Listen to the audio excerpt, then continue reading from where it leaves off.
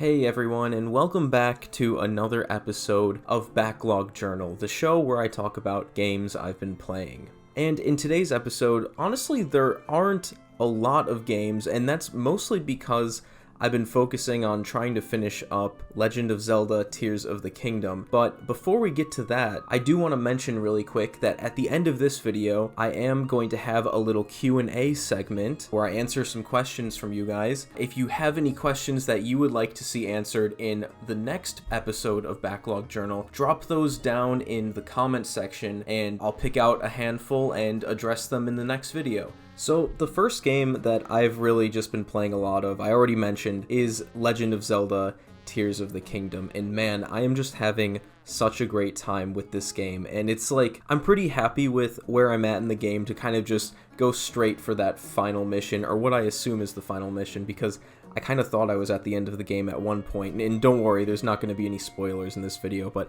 I thought I was at the end of the game, and then it turned out there was this whole other quest to do.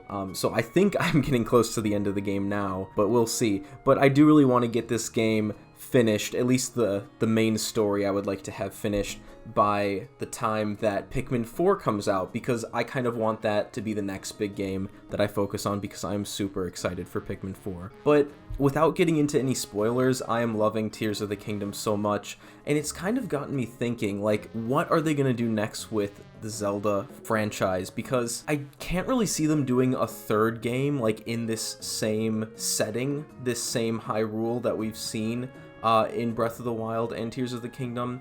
And it got me thinking, what would I want to see from the next Zelda game? And honestly, I would love to see either Ocarina of Time or Wind Waker kind of reimagined in the Breath of the Wild, Tears of the Kingdom style, where it is completely open world, but like if they kind of adapted Ocarina of Time to this open world format, I think that would be really interesting.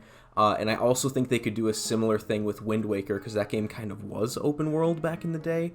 But, you know, have like this big open ocean for you to explore with obviously much bigger islands than what was in the original game. But honestly, I think either of those would be really cool, and I'm really excited to see where Nintendo takes the Zelda series from here. But absolutely loving Tears of the Kingdom, and I'm hoping to finish it really soon. And next up, the other big game that is taking up a lot of my time is Final Fantasy IX, and I'm playing this one on the Mii U Mini and just having such a great time. I'm nearing the end of the third disc right now, and this game has 4 discs, but from what I've heard, the 4th disc is basically the end of the game. So I'm getting really close to finishing Final Fantasy IX, and wow, what an amazing game this is. Honestly, I can't believe it's taking me this long to get around to Final Fantasy IX. Part of the reason why I decided to play it is because there's been a ton of rumors lately that they're going to be remaking this one. I don't know if that's true or not, but honestly, now that I've played and experienced the original and I'm almost done with it, I'm really excited to see how they could reimagine Final Fantasy IX, because it is just such an amazing game, so full of heart. I love the characters, I love the world, and I just would really love to see how they would approach remaking this absolute classic entry in the Final Fantasy series. But Final Fantasy IX is really great. If you haven't played it, there's the HD kind of remaster that's on all modern platforms. It's on the Switch, PlayStation, all that stuff. I went with playing the original PS1 version on my Mii U Mini just because I don't really like the kind of smoothed over HD look to the quote-unquote remaster. I kind of like the pixelated original resolution PS1 version, but that's just my personal preference. But yeah, it's been great playing through it on the Mii U Mini. The game runs perfectly and looks great on this little screen, and I'm just having a really great time with this one, and I can't wait to see this story through to the end. And then the other 2 games I've been kinda playing for fun here and there have been New Super Mario Bros. U, which I've talked about a couple times in previous videos. I was just in the mood for a 2D Mario game recently after the announcement of Super Mario Bros. Wonder in that last Nintendo Direct, so I picked up New Super Mario Bros. U again, because, you know, of course course, you know, the original 2D Mario games, the old ones, are all so good, but I've just played them so many times throughout the years. Those are always the ones that I go back to and replay. So I decided to replay New Super Mario Bros. U because I haven't touched that game since 2012 when it came out on the Wii U. And yeah, I'm just having a really good time playing through this game again. It's super relaxing. It's, you know, it's just fun. It's just a fun time, and I'm really having a good time revisiting this one after all those years. I remember getting this game back in November of 2012, and this and Nintendo Land were my two games day one on the Wii U, and I had a good time playing through this with my sister back in the day, and now I'm just playing through it by myself, and it's a good time. I'm enjoying it. And then the other one is back to the Mii U Mini again. I've actually been playing through the Super Nintendo version of Yoshi's Island again for the first time in years. Honestly, I can't remember the last time I played through this game, but if you watched my ranking the 2D Mario games video, you'll know that I have a lot of love for this game, and making that video kind of made me want to go back and experience it again on this nice little handheld device that I have. And honestly, this game always feels super at home on a handheld for me because I did originally play it on the Game Boy Advance, and I'm just having a great time playing through it again. It holds up super well, and if you haven't played the original Yoshi's Island, this is another one that you just have to play it. It's such a masterpiece of a 2D platformer. Probably my favorite 2D platformer of all time. It's so good. It holds up so well. And so yeah, those are really all the games I'm playing right now. Yeah, I really just want to finish up Zelda and Final Fantasy IX so that I can just kind of have a clean slate for when Pikmin 4 comes out, because I'm super excited for that. But anyways, definitely let me know what you guys have been playing down in the comments. And with that, let's start the Q&A section of this video. So I've got 4 questions here that I had people leave on a post on my community tab on the channel, but for future reference, since this is a new thing that I want to start doing, just post your comments in the comment section of this video, and then obviously for future videos, do it in the comment section of those videos, and then I'll just pick out ones that I want to read and address them at the end of my backlog journal videos. So anyway, okay, so the first question here comes to us from SuperMike12321, and they asked, what is your current game of the year?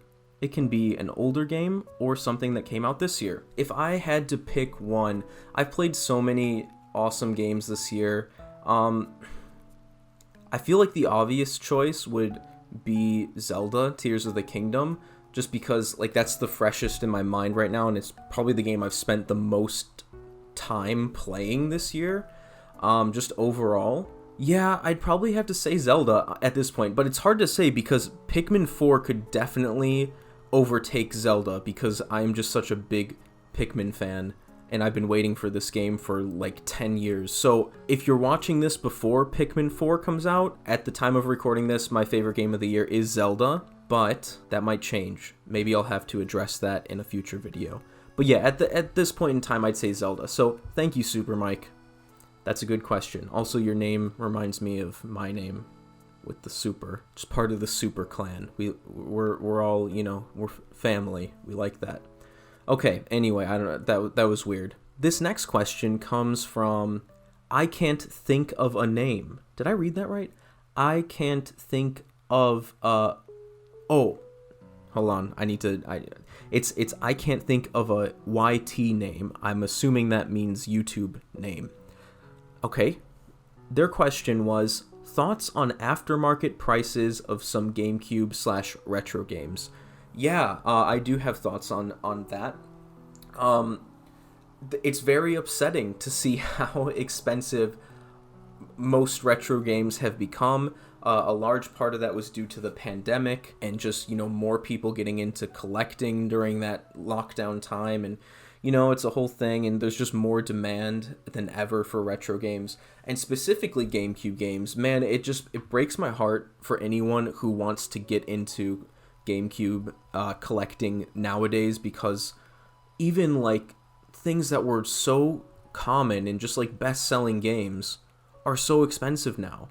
Like games like just, you know, Mario Sunshine, Luigi's Mansion, if you want them complete in box, like they're $60 at least.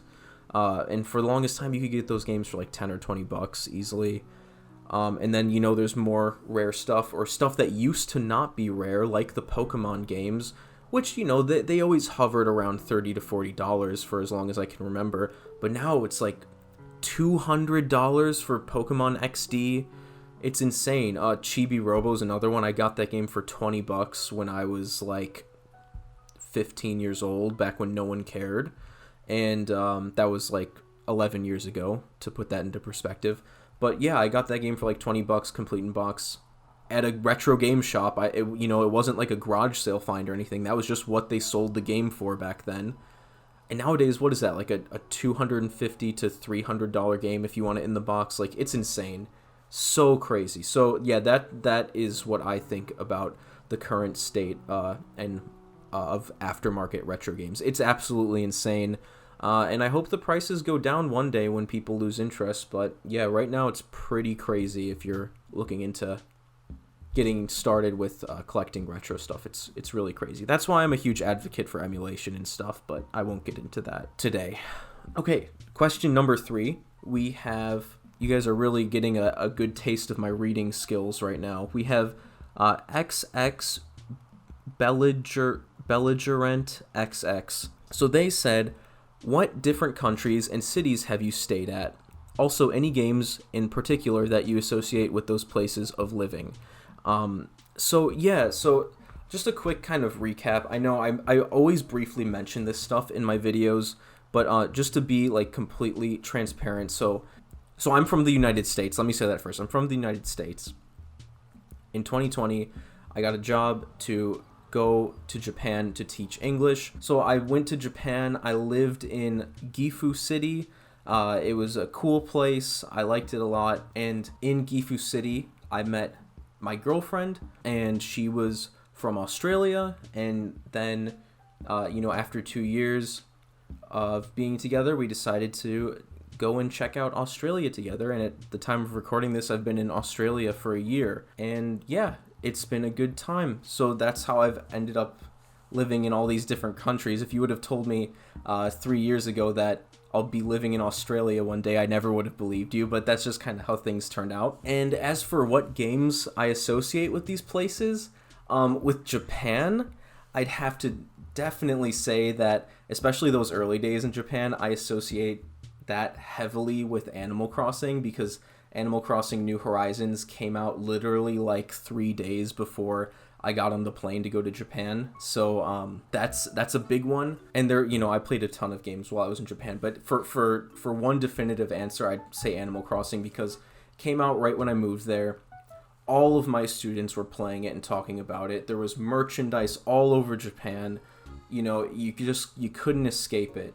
Everyone was talking about it all over the world. So, and the pandemic just happened, and I just associate it all with Animal Crossing, which is really interesting. And then games that I associate with living in Australia, honestly, probably Zelda right now. I think Zelda Tears of the Kingdom is definitely the game I've put the most amount of time into since I've moved to Australia. So yeah, that's what I'd have to say. Maybe I should make this into a full video one day, because obviously there's tons of other games I've played, but that's kind of what I'm trying to do with Backlog Journal. But anyways, XX Belligerent XX, nice question. Thank you very much for that. And the final question here, and this is a good one. I like this one. From Jordan Estes, what classic Game Boy game would you love to see get a remaster like Link's Awakening? And, if you would have asked me this years ago, I probably would have always said Metroid 2, but that happened on the 3DS. And then my second choice probably would have been Link's Awakening, but that happened as well, so that's awesome. Honestly, this might be kind of a cop-out answer, but I'd just love to see them revisit the Oracle games, the Legend of Zelda, Oracle of Ages, and Oracle of Seasons.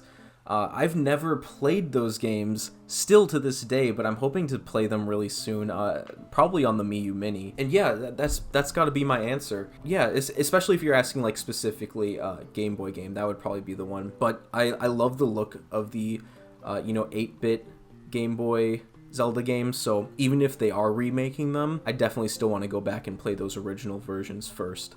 But yeah, that's got to be my answer. So anyways, guys, if you have any other questions for me, definitely just leave them in the comments of this video, and then I'll get to them in the next episode of Backlog Journal. But until then, thank you so much for watching, and I'll see you in the next one. Take care.